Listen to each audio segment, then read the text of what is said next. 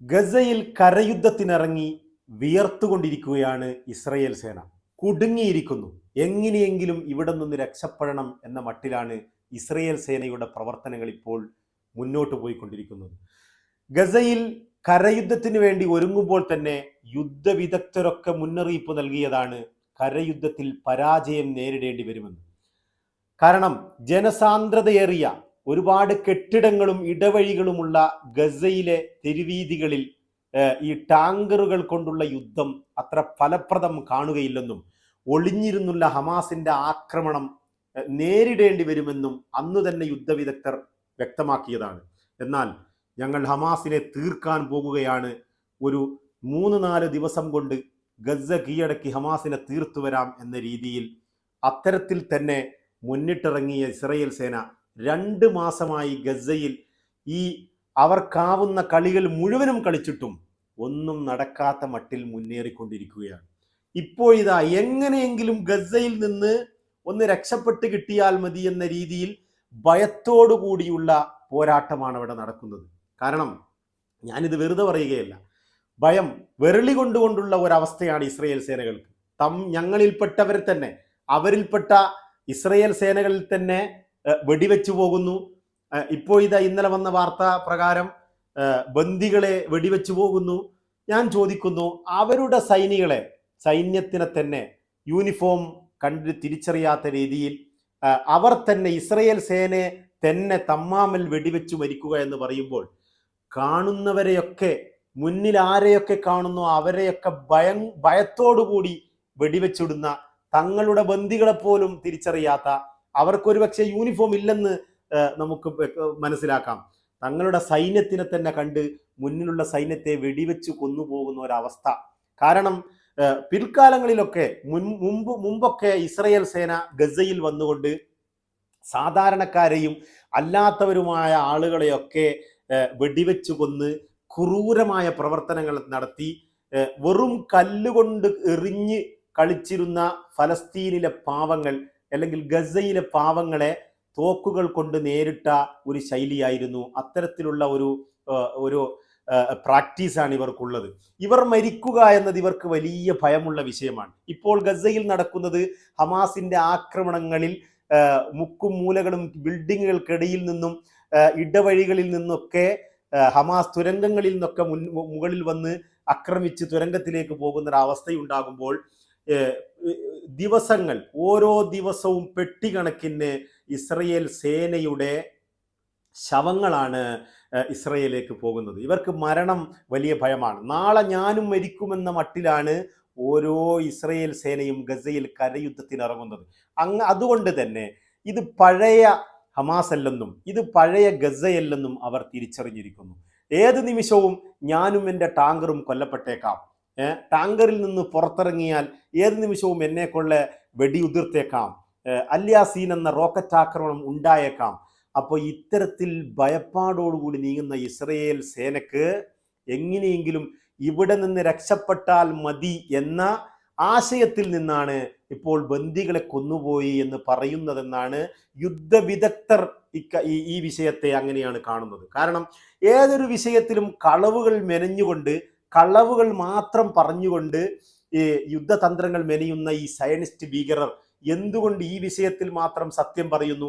ഒരുപക്ഷെ ഇവരുടെ ആളുകളെ ഇവർ തന്നെ വെടിവെച്ചു പോയെങ്കിലും ഹമാസ് വെടിവെച്ചു കൊന്നുവെന്നോ, ബന്ദികളെ കൊന്ന് തള്ളി ഹമാസ് ഗസയിലെ വിട്ടു എന്നോ മറ്റോ എന്തെങ്കിലും ഒരു കളവ് ഇവർക്ക് പറയാമായിരുന്നു. കാരണം ഹോസ്പിറ്റലുകൾക്കിടയിൽ ഹമാസിന്റെ തുരങ്കമുണ്ടെന്നും അതുകൊണ്ട് ഞങ്ങൾ ഹോസ്പിറ്റൽ ആക്രമിക്കുന്നുവെന്നും, ഒക്ടോബർ 7 ഇസ്രയേലിൽ നിന്ന് വന്നുകൊണ്ട് 60ഓളം കുട്ടികളെ ഹമാസ് കഴുത്തുറുത്തു കൊന്നെന്നും, അങ്ങനെ ആക്രമിക്കുവാൻ വേണ്ടി, അവിടെയൊക്കെ ഇല്ലാതാക്കുവാൻ വേണ്ടി കളവുകൾ മെനഞ്ഞുകൊണ്ടിരുന്ന ഈ IDF പട്ടാളം ഇപ്പോഴിതാ ഞങ്ങൾ വെടിവെച്ചു പോയി എന്ന വലിയ സത്യം ചമഞ്ഞുകൊണ്ട് പുറത്തു വരുമ്പോൾ നമുക്കുറപ്പാണ്, ഇത് പറഞ്ഞാൽ എങ്ങനെയെങ്കിലും യുദ്ധം നിർത്തുവാനുള്ള ഒരു കാരണമാക്കി ഇതിനെ മാറ്റിയെടുക്കാൻ വേണ്ടി മാത്രമാണ് ഇത്തരം സംഭവങ്ങൾ അവർ ക്രിയേറ്റ് ചെയ്യുന്നത് എന്ന കാര്യത്തിൽ യാതൊരു സംശയവുമില്ല. വിദഗ്ധർ അത്തരത്തിൽ തന്നെയാണ് കാണിക്കുന്നത്. ഇവർ പറയുന്നു, ഇനി ഞങ്ങൾ ഈ ബന്ദികളുടെ വിഷയത്തിൽ ഞങ്ങൾ ആക്രമണം നടത്തുന്നില്ല, സൈനിക നീക്കത്തിലൂടെ അല്ലാതെ നയതന്ത്ര ബന്ധത്തിലൂടെ ഞങ്ങൾ ബന്ദികളെ മോചിപ്പിച്ചു കൊണ്ടുവരാൻ ശ്രമിക്കും, ഇനി ആക്രമണം ആ വിഷയത്തിൽ ഇല്ല എന്നാണ്. അപ്പോൾ ഇവരെ ഇതുവരെ പറഞ്ഞുകൊണ്ടിരുന്നത് എന്താണ്? ഞങ്ങൾ ആക്രമണിച്ച് കീഴ്പ്പെടുത്തി ബന്ദികളെ കൊണ്ടുവരാൻ വേണ്ടിയാണ് ഇവർ ഈ ഗസയിലേക്ക് വന്നത്, അത്തരത്തിൽ ഞങ്ങൾ കൊണ്ടുവരാമെന്ന് പറഞ്ഞ്, ഹമാസിനെ ഇല്ലാതാക്കുമെന്ന് പറഞ്ഞ്, തുടച്ചു നീക്കുമെന്ന് പറഞ്ഞ് ഗസയിലേക്ക് ഇടപെടാൻ വന്ന ഈ ആളുകൾ, ഈ IDF പട്ടാളത്തിന് എല്ലാവിധ വീര്യവും ചോർന്നുകൊണ്ടിരിക്കുന്നു എന്നതിൻ്റെ ഏറ്റവും വലിയ കാരണമാണ്, ഉദാഹരണമാണ് നമുക്ക് മുന്നിൽ ഇപ്പോൾ കണ്ടുകൊണ്ടിരിക്കുന്നത്. ഇവർ ഇപ്പോൾ പറയുന്നു ഞങ്ങൾ ഈ വിഷയത്തിൽ ഇനി സൈനിക നീക്കമില്ല. എന്നാൽ ഹമാസ് പറയുന്നു ഞങ്ങളോട് ചർച്ച ചെയ്ത് ഞങ്ങളുടെ സമ്മതത്തോടു കൂടിയല്ലാതെ ഒരു ബന്ദിയെപ്പോലും നിങ്ങൾക്ക് പിടിച്ചു കൊണ്ടുപോകുവാനോ വിട്ടുകിട്ടുവാനോ നിങ്ങൾക്ക് ഇസ്രയേലിൽ എത്തിക്കുവാനോ കഴിയില്ല എന്ന് തറപ്പിച്ച് പറയുകയാണ്. ഈ ആളുകൾ, സിവിലിയന്മാർ ഒരുപാട് മരിക്കുമ്പോഴും ഹമാസിൻ്റെ ആ ഒരു മനക്കരുത്ത് അത് സമ്മതിക്കുക തന്നെ വേണം. ഇപ്പോൾ ഇതാ ഖാലിദ് മിഷേൽ ഇന്നലെ പറഞ്ഞ വിഷയം എന്ന് പറഞ്ഞാൽ 35,000-ഓളം ഹമാസ് പോരാളികൾ സന്നദ്ധമാണ്. ഏത് യുദ്ധ കാലയളവിനെയും, എത്ര നീണ്ട യുദ്ധത്തെയും നേരിടുവാൻ ആയുധവും ആൾബലവും ഞങ്ങൾക്കുണ്ട് എന്നാണ് തുർക്കിയിൽ നിന്ന് ഇന്നലെ ഖാലിദ് മിഷേൽ പറഞ്ഞത്. അതിൽ നിന്ന് എന്താണ് അർത്ഥമാക്കുന്നത്? ഇസ്രയേൽ സേന എത്ര മരിക്കുമെന്ന് അവർക്ക് കണക്ക് കൂട്ടാവുന്നതേ ഉള്ളൂ. ഓരോ ദിവസവും ഒരുപാട് സേനകൾ മരിച്ചുകൊണ്ടിരിക്കുന്നു. കണക്കുകൾ ഇവർ കളവാണ് പറയുന്നത്. ഇസ്രയേലിലെ പത്രമാധ്യമങ്ങൾ തന്നെ അത് റിപ്പോർട്ട് ചെയ്യുന്നു. IDF പുറത്തുവിടുന്ന എല്ലാ കണക്കുകളും കളവാണ്. ഹോസ്പിറ്റലുകളിൽ നിറഞ്ഞു കവിയുകയാണ്. ഇസ്രയേൽ പരിക്ക് പറ്റിയ ഇസ്രയേൽ സേനകൾ കൊണ്ട് ഇസ്രയേലിലെ ഹോസ്പിറ്റലുകളിൽ നിറഞ്ഞു കവിയുന്നു എന്നാണ്. അപ്പോൾ എല്ലാ വിഷയത്തിലും കളവ് പറയുന്ന ആളുകൾ ഒരു കാരണമുണ്ടാക്കി ഒരു പ്രക്ഷോഭം ഇസ്രയേലിൽ ക്രിയേറ്റ് ചെയ്ത് ഞങ്ങളോട് വെടിവെച്ചു പോയി എന്ന് പറഞ്ഞുകൊണ്ട് ഒരു പ്രക്ഷോഭം, അത്തരത്തിൽ ഭരണകൂടങ്ങൾക്കെതിരെ ഒരു പ്രക്ഷോഭം ഈ ബന്ദികളുടെ ആളുകളിൽ നിന്നും ഇസ്രയേലിലെ സാധാരണക്കാരായ ജനങ്ങളിൽ നിന്നും ക്രിയേറ്റ് ചെയ്തുകൊണ്ട് എങ്ങനെയെങ്കിലും ഈ യുദ്ധമൊന്ന് അവസാനിപ്പിക്കണമെന്ന് ഇവർ ആഗ്രഹിക്കുന്നു എന്നതിൻ്റെ ഒരു തെളിവാണ്. കാരണം ഗസയിൽ ഇവർ വിയർക്കുന്നു, ഇവർക്ക് കഴിയുന്നില്ല. ആർക്ക്? വ്യോമസേന, വ്യോമമാർഗമുള്ള യുദ്ധത്തിൽ ലോകത്ത് തന്നെ 2ാം സ്ഥാനമോ 3ാം സ്ഥാനമോ ഉള്ള ഈ ഇസ്രയേൽ സേനയാണ് വെറുമൊരു ഹമാസ് എന്ന സംഘടനയോട് കരയുദ്ധത്തിൽ വിയർക്കുന്നത് എന്ന് നിങ്ങൾ മനസ്സിലാക്കണം. ഇതൊരു രാജ്യത്തിൻ്റെ പട്ടാളമോ ഒരു രാഷ്ട്രത്തിൻ്റെ ഔദ്യോഗിക സേനയോ അല്ല, വെറും ഒരു സംഘടനയോട് ഇവിടെ വിയർക്കുകയാണ്. ആര്? ഈ IDF പട്ടാളം എന്ന ഇസ്രയേൽ സേന, സയനിസ്റ്റ് ഭീകരർ. ഇവിടെയാണ് ഇവരുടെ തോൽവി, ഹമാസ് പറഞ്ഞതുപോലെ ഇവരുടെ തോൽവി വ്യക്തമാകുന്നത് എന്ന് പറയാതെ വയ്യ. അതുപോലെ തന്നെ 2 ദിവസങ്ങൾക്ക് മുമ്പാണ് മൊസാദ് പറഞ്ഞത് ഞങ്ങൾ ഖത്തറിൽ പോയി ചർച്ച നടത്തി, ഈജിപ്തിൻ്റെയും ഖത്തറിൻ്റെയും നേതൃത്വത്തിലുള്ള ചർച്ചകൾ പുനരാരംഭിച്ചുകൊണ്ട് നയതന്ത്രത്തിലൂടെ ബന്ദികളെ കൊണ്ടുവരാമെന്നത്. എന്നാൽ ഇസ്രയേൽ മന്ത്രിസഭ ഇത് തള്ളുകയായിരുന്നു. എന്നാലും വീണ്ടും അത് മൊസാദിൻ്റെ തലവൻ യൂറോപ്പിലേക്ക് പോയെന്നും യൂറോപ്പിൽ നിന്ന് ഖത്തർ അമീറിനെ കണ്ടുകൊണ്ട് ചർച്ചകൾ പുനരാരംഭിച്ച് ഈ ബന്ദികളെ അത്തരത്തിൽ കൊണ്ടുവരാനുള്ള ശ്രമം നടത്തുകയുമാണെന്നാണ്. അപ്പോൾ അതിൽ നിന്ന് മനസ്സിലാവുന്നത് ഗസയിൽ ഇവർ എന്തു തന്നെ കളിച്ചാലും ഇവർക്ക് ഗസയിൽ നിന്ന് ഒരു തടവുകാരനെ പോലും കൊണ്ടുപോകുവാൻ കഴിയുകയില്ലെന്ന ഇവരുടെ ശക്തമായ ബോധ്യമാണ് അവിടെ വ്യക്തമാക്കുന്നത്. ആരാണിവർ?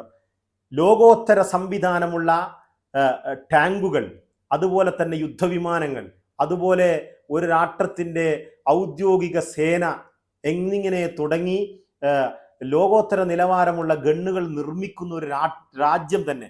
ടൺ കണക്കിന് ആയുധമാണ് അമേരിക്കയിൽ നിന്ന് ഈ ഒരു ഒക്ടോബർ 7-ന് ശേഷം ഇവർക്ക് ലഭിച്ചത്.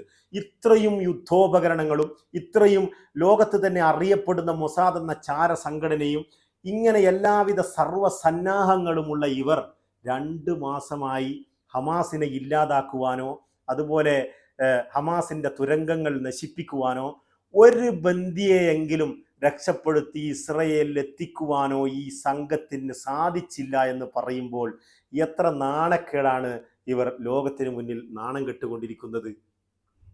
അതുപോലെ തുടക്കത്തിലുള്ള എല്ലാവിധ സപ്പോർട്ടും യൂറോപ്യൻ യൂണിയനിൽ നിന്ന് പോലുമുള്ള എല്ലാ സപ്പോർട്ടും ഇവർക്ക് നഷ്ടപ്പെട്ടുകൊണ്ടിരിക്കുന്നു. അതൊക്കെ തന്നെയാണ് ഇവർ ഭയപ്പെടുത്തുന്നത്. ചെങ്കടലിലൂടെ ഇവർക്ക് സാധനങ്ങൾ കൊണ്ടുപോകാൻ ഹൂതികൾ അനുവദിക്കുന്നില്ല. അങ്ങനെ നാനാ ഭാഗത്തു നിന്നും എല്ലാ രീതിയിലും ഇസ്രയേൽ ഒറ്റപ്പെട്ടുകൊണ്ടിരിക്കുന്നു.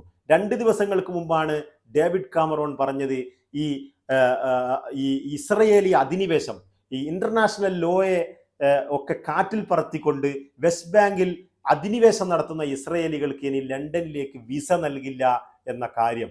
അത്തരത്തിൽ ഒരു രാജ്യം, ലണ്ടൻ പോലെയുള്ള ഒരു രാജ്യം അത്തരത്തിൽ വ്യക്തമാക്കണമെങ്കിൽ, കാരണം നമുക്കറിയാം ഒക്ടോബർ 8 യുദ്ധത്തിന്റെ തുടക്കകാലത്ത് ബ്രിട്ടീഷ് പ്രധാനമന്ത്രി നേരിട്ടെത്തി ഈ ഇസ്രയേലിൽ സന്ദർശനം നടത്തുകയും എല്ലാവിധ സപ്പോർട്ടുകളും നൽകുകയും ചെയ്ത സ്ഥാനത്താണ് കഴിഞ്ഞ ദിവസം UN-ലുണ്ടായ വോട്ടെടുപ്പിൽ നിന്ന് ഇസ്രയേലിന് അനുകൂലമായി വോട്ട് ചെയ്യാതെ ലണ്ടൻ മാറി നിൽക്കുകയോ അതോ വെടിനിർത്തൽ വേണമെന്ന അനുകൂല നിലപാടോടെ വോട്ട് ചെയ്യുകയോ രണ്ടാലൊന്ന് ചെയ്തത് എന്ന് നാം ഓർക്കണം. എനിക്കത് കൃത്യമായി ഓർമ്മയില്ലാത്തത് കൊണ്ടാണ്. എത്രയായാലും ഇസ്രയേലിന്റെ കൂടെ അനുകൂലിച്ചുകൊണ്ട് വോട്ട് ചെയ്തില്ല എന്ന കാര്യം എനിക്ക് നല്ല ഓർമ്മയുണ്ട്. അത്തരത്തിൽ യൂറോപ്യൻ യൂണിയനിൽ നിന്നും യൂറോപ്പുകളുടെ ഭാഗങ്ങളിൽ നിന്നും മൊത്തത്തിൽ സപ്പോർട്ട് നഷ്ടപ്പെട്ടുകൊണ്ടിരിക്കുകയും ആളുകൾ ദിവസേന IDF പട്ടാളം ഗസയിൽ കൊല്ലപ്പെട്ടുകൊണ്ടിരിക്കുകയും പേടിച്ച് വിറച്ചുകൊണ്ട് കാണുന്നവരെയൊക്കെ വെടിവെച്ചുകൊണ്ട് തൻ്റെ ആളുകളെന്നോ തൻ്റെ സൈനികരെന്നോ ഞങ്ങളുടെ കൂട്ടത്തിലുള്ളവരാണെന്നോ എന്നൊന്നും നോക്കാതെ പേടിച്ച് വിറച്ചുകൊണ്ടുള്ള ഒരു പ്രവർത്തനമാണ് ഗസയിൽ ഇവർ നടത്തിക്കൊണ്ടിരിക്കുന്നതെന്നും വളരെ വ്യക്തമാകുകയാണ്. അതുകൊണ്ട് തന്നെയാണ് ഞങ്ങളിനി ചർച്ചയ്ക്കില്ലെന്ന് പറഞ്ഞ ഇവർ വീണ്ടും നയതന്ത്ര ചർച്ച പുനരാരംഭിക്കുവാൻ ഇവർ ആഗ്രഹിക്കുന്നു എന്ന വാർത്തകൾ തുടരേനെ വരുന്നത്. എന്നാൽ ഹമാസിന്റെ കരുത്തൊട്ടും നഷ്ടപ്പെട്ടിട്ടില്ല. ഹമാസ് ഇതിനൊന്നും വഴങ്ങുമെന്ന് എനിക്ക് തോന്നുന്നില്ല. ഇനി വെടിനിർത്തലില്ല, ഇനി യുദ്ധം അവസാനിപ്പിക്കുക എന്നത് തന്നെയാണ് ഹമാസ് മുന്നോട്ട് വെക്കുക. ഒരു ബന്ദിയെ പോലും ഗസയിൽ നിന്നോ വെസ്റ്റ് ബാങ്കിൽ നിന്നോ പിടിച്ചു കൊണ്ടുപോയ ഒരു ഫലസ്തീനിയെ പോലും ഇസ്രയേലിൽ വെച്ചിട്ടുള്ള ഒരു ചർച്ചയ്ക്കും ഞങ്ങൾ തയ്യാറല്ല എന്നാണ് ഹമാസിന്റെ ഭാഗത്തു നിന്നുള്ള ഒരു ഡിമാൻഡ് എന്നാണ് ഇപ്പോൾ പുറത്തു വരുന്ന കാര്യം. എത്രയായാലും ലോകത്തിന് മുന്നിൽ ഇസ്രയേൽ നാണം കെട്ടിരിക്കുന്നു ഈ കരയുദ്ധത്തോടു കൂടി എന്ന് കൃത്യമായി വ്യക്തമായി നമുക്ക് മനസ്സിലാക്കാൻ പറ്റുന്നു. തൽക്കാലം വിട, നമുക്ക് വീണ്ടും കാണാം.